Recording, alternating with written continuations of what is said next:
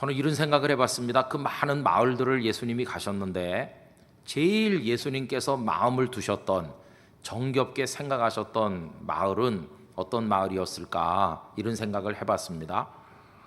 여러분, 어딜까요? 이렇게 여쭤보면 퍼뜩 떠오르는 곳이 몇 군데 있죠. 우선 예수님이 어린 시절 성장하셨던 나사렛이 아닌가, 이렇게 생각이 드는데 제가 볼 땐 아닌 것 같아요. 왜냐하면 이 사람들이 예수님을 배척했거든요. 거기서 예수님께서 별로 능력도 많이 행하지 않으셨습니다. 그럼 여러분, 또 강력한 후보지로 떠오르는 곳이 어딜까요? 공생에 시작하실 무렵에 이사 가서 사셨던 동네, 베드로, 안드레, 야고보, 요한 제자를 부르신 곳, 그리고 많은 기적을 행하셨던 현장, 가버나움이라는 곳이 있지 않습니까? 근데 제가 생각할 땐 가버나움도 아닌 것 같습니다. 왜냐하면 주님의 은혜와 능력을 많이 보고 받았음에도 회개하지 않아서 예수님께서 심하게 꾸지람을 하신 적이 있었기 때문입니다. 그럼 어딜까? 제 마음에는요, 오늘 우리가 읽은 마가복음 11장 11절에 등장하는 베다니였을 것 같습니다. 베다니. 이 베다니는 무화과의 집이라는 뜻을 가지고 있는데 예루살렘 동쪽 자락에 그 감람산과 연결된 곳에 있는 마을이죠. 그 거리가 한 2km, 한 5리쯤 되죠. 요한복음 11장에 보면 그걸 뒷받침하는 구절이 나옵니다. 18절에 베다니는 예루살렘에서 가깝기가 한 5리쯤 된다. 여러분, 2km면 리스로 5리쯤 되는 거 아닙니까? 결국 이 베다니는 예루살렘 외곽에 저 변두리에 있는 작은 동네였다는 것을 알 수 있죠. 근데 여러분, 이 베다니를 왜 예수님께서 가장 정겹게 여기시고 마음을 두신 곳으로 생각하느냐? 뭐 대단한 동네도 아닌 작은 동네일 텐데 그 이유가 뭐냐, 이렇게 묻는다면 여러 가지 대답할 수 있습니다. 우선요, 거기는 예수님을 사랑하는 사람들이 살았어요. 그리고 예수님의 사랑을 많이 받기도 했습니다. 그들이 예수님을 사랑했다고 하는 증거는 예수님께서 그 마을로 지나가시면 막 소매자락을 잡아 끌면서 꼭 대접을 하려고 하는 사람들이 있었다는 겁니다. 그래서 누가복음 10장 38절에 이렇게 되어 있습니다. 그들이 길 갈 때에 예수께서 한 마을에 들어가시매, 이게 이제 베단이죠. 마르다라 이름하는 한 여자가 자기 집으로 영접하더라. 예수님, 그냥 가시면 안 됩니다. 꼭 우리 집에 식사하고 가세요. 근데 여러분, 마르다가 혼자 사는 여자가 아니죠. 그 동생인 마리아가 있고, 이 두 여인의 오라비가 누굽니까 여러분? 나사로죠. 나사로, 마르다, 마리아 3남매가 사는 가정이 예수님을 끔찍이 사랑했어요. 또 예수님께서도 그들을 사랑하셨는데 그들을 사랑하신다는 증거가 그 나사로가 병이 들었을 때 예수님은 거기 계시지 않고 좀 멀리 계셨거든요. 사람을 보내서 우리 오라비가 병 들었습니다, 이렇게 알려주는 장면을 보면 나사로라는 이름을 사용하지 않고 다른 표현을 쓰고 있어요. 그걸 보면 금방 그 사랑의 관계를 짐작할 수 있는데 요한복음 11장 3절 보면 이렇게 되어 있어요. 이에 그 누이들이 예수께 사람을 보내어 이르되 주여 보시옵소서. 그 다음에 누구라고 표현합니까? 사랑하시는 자가 병들었나이다, 이렇게 표현하는 거예요. 예수님, 우리 오빠 나사로가 병들었어요, 이렇게 하지 않고 사랑하시는 자가 병들었다고. 이걸 보면 평소에 예수님께서 얼마나 나사로를 사랑하셨는지를 알 수 있는 대목 아닙니까? 그리고 이제 거기서 지체하시던 예수님께서 이 마을에 오셨을 때 나사로가 벌써 세상을 떠나서 무덤에 장례를 지냈어요. 나흘이나 지났어요. 근데 예수님이 물어보십니다. 도대체 어디다가 두었느냐? 예수님 그 무덤가에 가시죠. 그리고는 눈물을 흘리시는 거예요. 복음서에 예수님께서 우셨다는 대목이 딱 두 군데 나오는데 그 중에 하나가 여기입니다. 왜 우셨을까요? 아무리 사랑하는 사람이라 할지라도 인생들은 죄 가운데 살면서 죽음의 고통을 겪지 않으면 안 되는 현실이고, 거기 나사로도 그 중에 한 사람인 것을 생각하면서 주님의 마음이 아파서 눈물 흘리신 겁니다. 그걸 보면서 옆에 있는 사람들이 예수님께서 얼마나 나사로를 사랑하셨는지를 짐작했어요. 우리 확인해 보면 요한복음 11장 34절 이하 다 같이 읽어보도록 하시겠습니다. 이르시되 그를 어디 두었느냐? 이르되 주여 와서 보시옵소서 하니 예수께서 눈물을 흘리시더라. 이에 유대인들이 말하되 보라, 그를 얼마나 사랑하셨는가 하며. 그러니까 이 베다니 마을은요, 예수님을 사랑하기도 하고 예수님의 사랑을 받기도 하던 사람들이 살던 곳이죠. 또 이 베다니가 참 귀한 것은요, 예수님의 은혜를 많이 받았다는 겁니다. 방금 전에 말씀드린 것처럼 나사로가 무덤 속에 이제 들어갔는데 예수님 눈물만 흘리고 돌아선 게 아닙니다. 예수님께서 무덤 문을 열게 하시고 무덤을 향해서 명령하셨습니다. 나사로야 나오너라. 배로 동인 나사로가 살아서 무덤 바깥으로 걸어 나왔습니다. 예수님 살아계실 때 나인성 과부의 아들 그리고 회당장 야이로의 딸과 더불어 이 나사로를 죽음 가운데서 살려내셨는데 이것이 무엇을 얘기하는 것입니까? 앞으로 죽음 중에 빠진 이 땅의 백성들을 영원한 생명으로 건져 구원하시고자 하는 예수님 당신의 그 구원의 사역을 이들을 통해 미리 예표로 보여주신 것이라고 할 수가 있겠습니다. 그러니 나사로의 입장에서 보면 죽음 가운데서 살려주시는 은혜를 입었으니 여러분 얼마나 놀라운 은혜입니까? 그뿐이 아닙니다. 거기 시몬이라는 사람이 살았는데 이 사람은요 나병 환자였어요. 눈썹이 다 빠지고 다 온몸이 문들어 들어가는 무서운 천형을 앓게 됐어요. 사람들은 이 나병에 걸리면 저주받았다고 생각하면서 아무리 부부가 사랑해도 자식을 사랑해도 부모를 존경해도 나병이라는 게 밝혀지면 마을에 살 수가 없어요. 당장 쫓겨나서 그런 사람들이 머무는 골짜기에 죽을 날만 기다리며 가 있어야 되는 처참한 신세인데 이 사람이 예수님께 고침을 받아 다시 마을로 복귀해서 살고 있었다는 것입니다. 그러니 이 베다니는 은혜 받은 사람들이 사는 곳이에요. 사랑받은 사람들이 살고 은혜 받는 사람들이 살고, 여러분 우리의 교회와 가정이 그와 같이 되면 얼마나 좋겠습니까? 사랑받고 주님의 은혜 받고. 그러니까 이들은요 당연한 얘기지만 예수님께 늘 감사했어요. 어떻게 하면 예수님 기쁘시게 해드릴까? 그래서 막 거기서 잔치를 열고 그랬어요. 요한복음 12장 1절 2절을 보면 그 잔치 열었다는 이야기가 쭉 나오고 있는데 함께 읽어봅니다. 6월절 엿새 전에 예수께서 베다니에 이르시니 이곳은 예수께서 죽은 자 가운데서 살리신 나사로가 있는 곳이라. 거기서 예수를 위하여 잔치할세 마르다는 일을 하고 나사로는 예수와 함께 앉은 자 중에 있더라. 아멘. 잔치를 열었어요. 여러분 잔치집이 좋습니까? 초상집이 좋습니까? 뭐 말할 것도 없이 잔치집이 좋죠. 그래가지고 주님이 앉아 계시고 제자들이 다 왔고 사람들이 초대받았고 그리고 잔치가 열린 것이에요. 얼마나 아름답습니까? 그런데 그때가 언제냐면 6월절 엿새 전이다. 여러분 예수님이 6월절 만찬을 최후의 만찬처럼 잡수시고 십자가 지신 거 아닙니까? 그러니까 이때가 십자가 지시기 한 주간쯤 전이라는 걸 알 수 있잖아요. 그럼 이 잔치가 열린 장소가 어디일까요? 여기는 안 나오지만 마태복음 26장 6절에 보면 아까 말씀드린 나병 환자였었던 시몬의 집이라고 밝히고 있어요.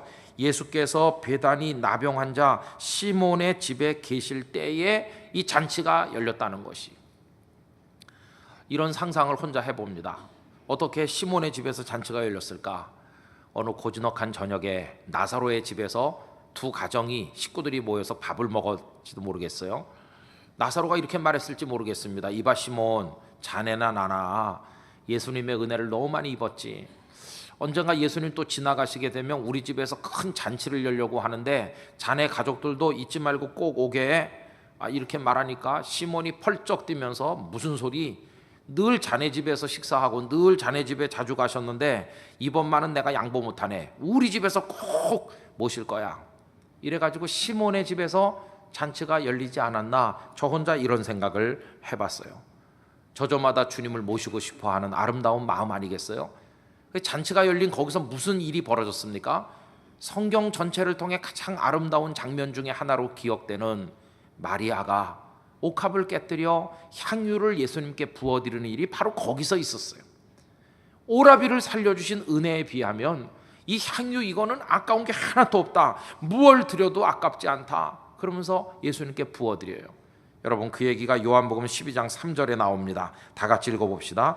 마리아는 지극히 비싼 향유 곧 순전한 나드 한 건을 가져다가 예수의 발에 붓고 자기 머리털로 그의 발을 닦으니 향유 냄새가 집에 가득하더라. 향기가 진동하는 거예요. 이 향유 냄새는 사랑의 냄새였습니다. 감사의 냄새였습니다.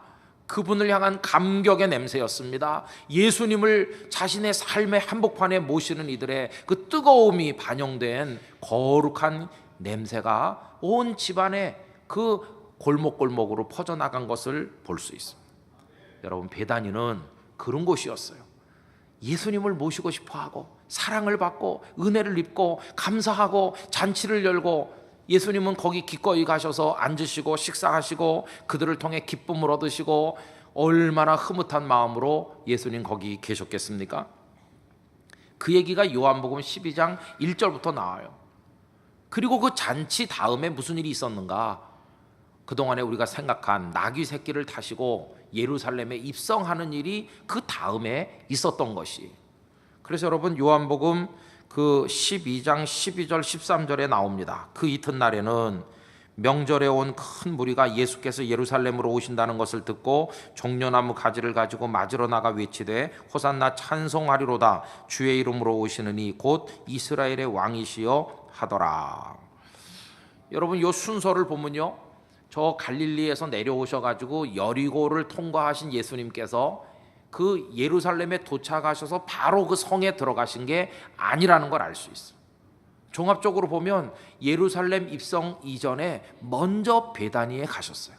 그리고 베다니 사람들을 만나시고 마음의 기쁨을 얻으시고 그들을 통해 위로를 얻으셨어요. 힘을 얻으셨어요. 그리고는 죽음이 기다리고 있는 예루살렘 성을 향해 나가셨던 것이. 저는 이 장면을 보면 마치 큰 과업을 성취하기 위해 집을 떠나는 가족을, 온 가족들이 같이 식사하면서 눈물로 또 격려하면서 반드시 성공하고 돌아오라고 작별 인사를 나누는 그런 느낌을 받을 때가 있어요.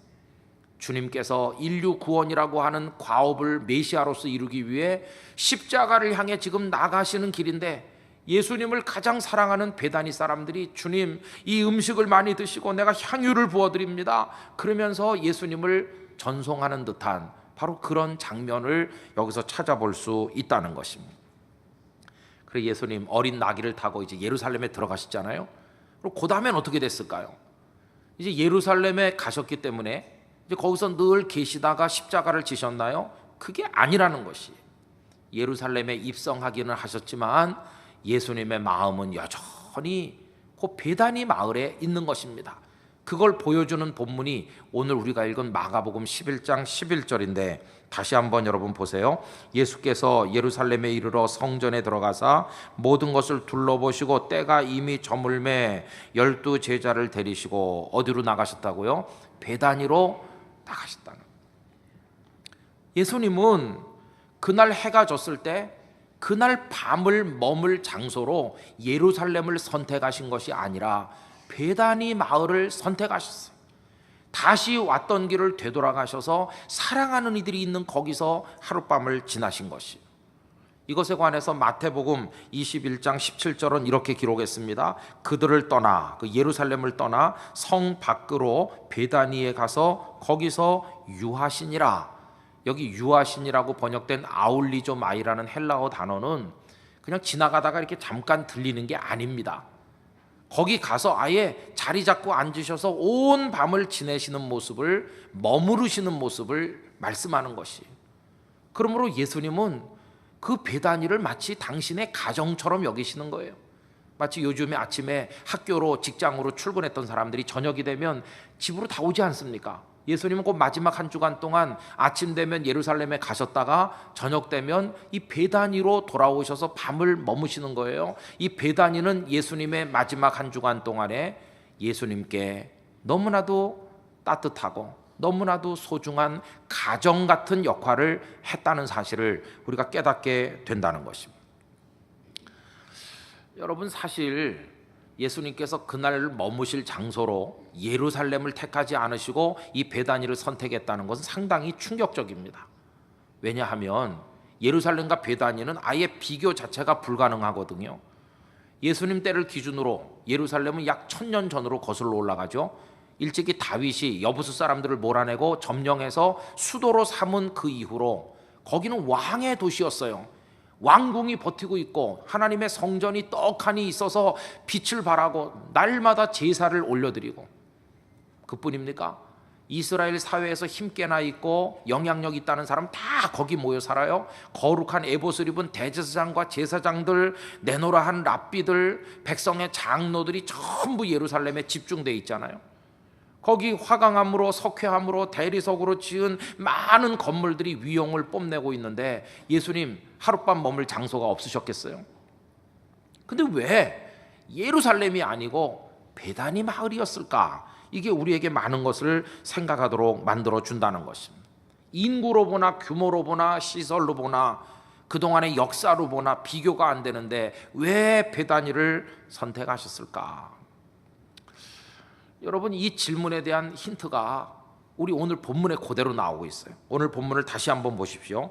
예수께서 예루살렘에 이르러 어디에 가셨나요? 성전에 가셨죠. 가셔서 뭘 하셨나요? 모든 것을 둘러보셨다는 거예요.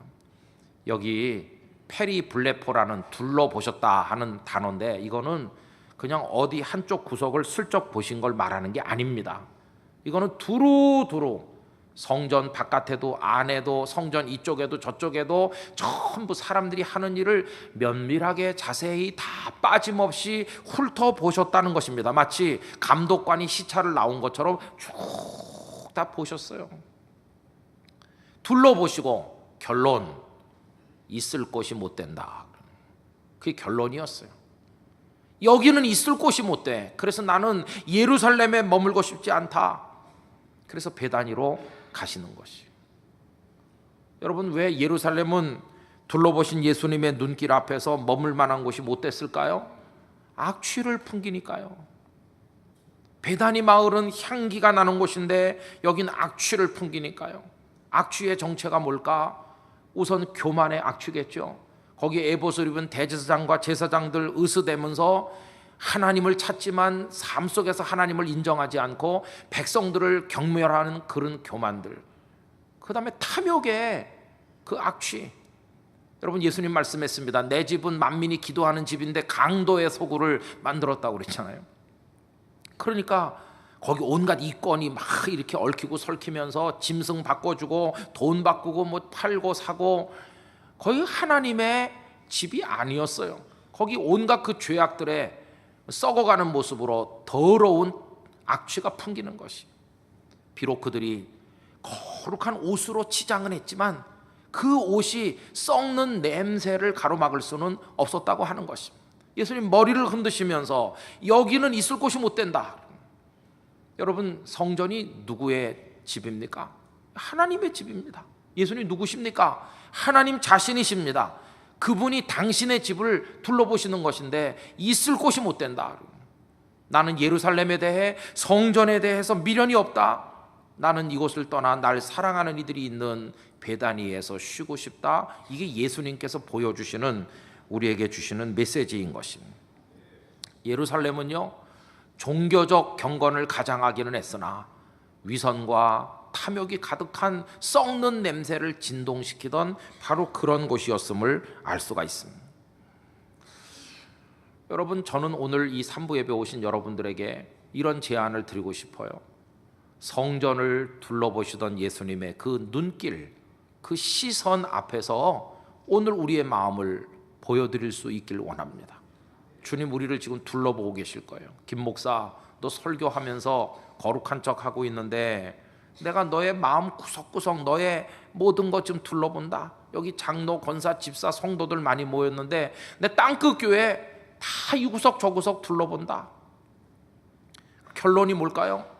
머리를 흔드시면서 코를 잡으시면서 악취가 진동한다, 이거겠습니까? 아니면 여기 베다니 사람같이 사랑하는 이들이 많아, 내가 여기 머물겠어, 이거일까요? 여러분, 주님이 우리를 어떻게 보시는 걸까요? 저는 기원합니다. 우리의 마음이, 우리 교회가 둘러보시는 예수님 앞에 베다니가 되기를 기원합니다. 베다니가 꼭 돼야 돼요. 왜냐하면 그렇게 못 되면 결말이 뻔하고 희망이 없기 때문입니다. 이 예루살렘이 나중에 어떻게 됐는지가 그걸 웅변적으로 보여주죠. 이 예루살렘, 하나님의 도성이라는 예루살렘이 하나님의 아드님을 십자가에 못 박아 죽이는 사륙의 현장으로 바뀌었잖아요. 거기 성령이 임하고 초대교회가 생겼지만 예수님 살아생전에 예고하지 않았습니까? 돌 위에 돌 하나가 덧놓이지 않을 정도로 망할 거라고 예고하신 그것이 이루어져서 주 70년 로마의 티투스 장군이 성을 포위하고 함락시켜 완전히 폐허가 됐잖아요. 지금은 어떻습니까? 예루살렘을 이스라엘 정부가 회복했지만 그 성전이 있던 그 자리는 이슬람 사람들이 여전히 황금돔을 세우고 아직도 회복되지 않고, 주님이 발걸음을 돌리는 곳이라면 희망이 없어요. 만약에 우리의 마음이 그런 곳이라면 우리에게 희망 없습니다. 이 땅의 교회들을 둘러보신 예수님, 머리를 흔들며 떠나신다면 교회들 아무리 대단한 예배당 건물을 짓고 있어도 희망 없습니다. 우리들의 가정은 또 어떨까요? 가정. 여러분, 지난 주일은 어린이 주일, 오늘은 어버이 주일인데 가족들이 어우러 사는 우리 가정을 예수님이 이렇게 보시면 어떨까? 이런 생각 해보게 돼요.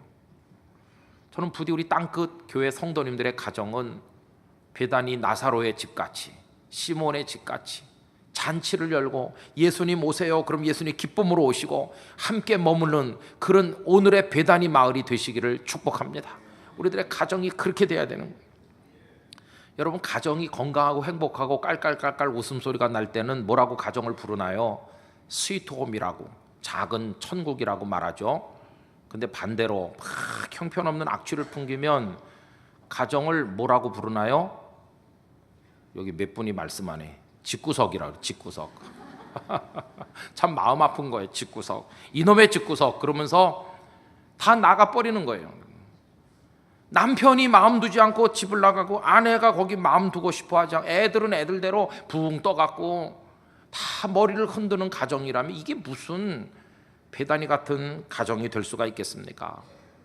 부부가 너무 부딪히면서 살다 보니까 존경심도 사랑도 다 없어졌고, 부모는 자식을 그저 자기 소유처럼 생각하면서 말씀대로 키우지도 않고, 자식들은 자기 혼자 큰 것 같이 부모님의 은덕도 모르고 늙었다고 경멸하고 무시하고 함부로 대하면서, 형제간에는 경쟁지간이고 그렇지 서로 세워주고 위로하는 사랑도 의지도 없는, 우애도 없는 형제지간이라면 그게 무슨 가정이겠어요? 그렇죠? 여러분, 오늘 그런 가정 너무너무 많습니다. 특별히 정말 마음 아픈 것은 여러분, 부모님께 잘하시기 바라요. 부모님께 잘해야 됩니다. 이 세상에서 하나님의 사랑을 가장 닮은 사랑을 할 수 있는 분들은 부모님밖에 없어요. 부모님.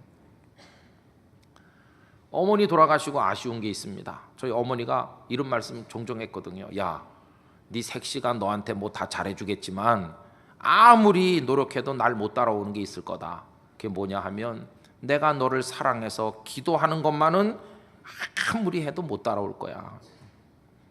그렇게 마지막 진해까지 쏟아서 아들을 위해 기도하시다가 떠나시고 나니까 너무나 아쉽잖아요. 아낌없이 주는 나무가 오늘의 아버지시고 어머니신 것이, 조건 없는 사랑을 베푸는 유일한 분이 우리들의 아버지시고 어머니세요. 그런데 그 부모님을 막 학대하고, 아이고, 너무나 참 큰일이에요. 하나님께서 내 부모를 공경하라고, 성경 전체에 그 부모님을 공경하라고 강조하는데 부모를 학대하고 멸시하는 가정에 그 악취가 풍기는데 어떻게 예수님이 이 가정이 베다니로구나, 어떻게 그러실 수가 있겠어요? 우리 가정을 건강하고 복된 가정으로 만드는 비결은 간단합니다. 예수님이 오시고 싶은 가정으로 만드시면 되는 거예요. 그 나사로의 가정처럼, 시몬의 가정처럼 예수님이 오실 수 있는 가정이라면 우리 가정은 행복한 가정이 될 줄로 믿습니다. 비록 예루살렘처럼 막 거대한 건물이 있고 의리의리하지 않아도, 초가삼간이어도, 볼품 없어도 왜 가정이 좋으냐? 사랑하는 사람들이 있잖아요. 사랑하는 사람들. 아들 녀석이 대전에 있다 가끔 오는데 어쩌다 다 모이잖아요. 그럼 제가, 야, 우리 가족이 다 모였네. 그래, 너희들 뭘 먹고 싶으냐? 아빠가 사줄게. 그러면요, 늘 제 곁에 주로 있는 딸들의 입은 막 메뉴들을 뱉어냅니다. 아빠 이거 이러면 동서양의 메뉴가 다 나옵니다. 뭘 먹자는 건지 알 수가 없어요. 의견 통일이 잘 안 돼. 먹고 싶은 게 너무 많아요. 저희 아들은 가만히 있어요. 그러다가 한마디 해요. 아빠, 무얼 먹느냐가 중요한 게 아니고 누구랑 먹느냐가 중요하지. 우리 아내는 너무 감동받아서 뒤로 넘어갑니다. 여러분, 사람 마음을 홀리는 재주가 있는 것 같아요. 저를 닮아가지고. 근데 가만히 생각해 보니까 그 말이 맞아요. 뭘 먹느냐가 중요한 게 아닙니다. 누구랑 먹느냐가 중요하지.